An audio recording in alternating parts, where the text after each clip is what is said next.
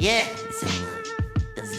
Bakit ba pinagbabawal ang halaman sa Pinas? Ano ba ang kasalanan ng halaman sa batas? Bakit kain naman pa nilang gamitan ng dahas? Di naman to masama tulad ng nasa palabas. Sa TV at sa radyo masama daw ang damo.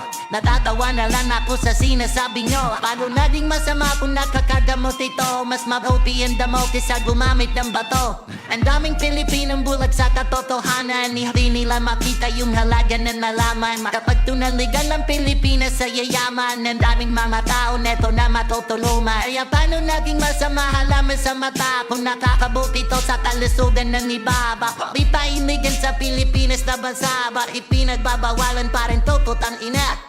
Tingnan mo na lang yung palagayan sa Pinas. Ang dami ng patayan nagkakalat sa labas. May barilan, may sapsapan, may huldapan sa Pinas. Ano ba ang nangyayari? Bakit di yan malutas? Una lang baguloan nangyayari sa Pinas. Ano bang ginagawa ng mahal natin na batas? Bakit di pa malutas yung mga kaso sa labas? Bakit di nagpupulong yung nagkasala sa batas? Pag mahirap nagkasala, di agad nalulutas. Pag mayaman nagkasala, agad nakakalabas. Pera-pera ang timbanan pari dito sa batas. At kapag mahirap ka, wala kang kwenta sa Pinas. Kawawang Pilipinas, dinadarag ng dayuan. Ninanakawan pa nila tayo ng kayamanan. Pati ang mga isla natin na ari-arian ay pilit sinasabot din itong mga dayuan. Kawawang Pilipinas, dinadarag ng dayuan. Ninanakawan pa nila tayo ng kayamanan. Pati ang mga isla natin na ari-arian ay pilit sinasabot din itong mga dayuan. Kaya eto ako pare panihim nagdadamo. Laging nasa may dilema, anak mo kasama ko. Kwento mo sa mama mo yung mga sinasabi ko para makarating din ito sa kapitbahay nyo, ha?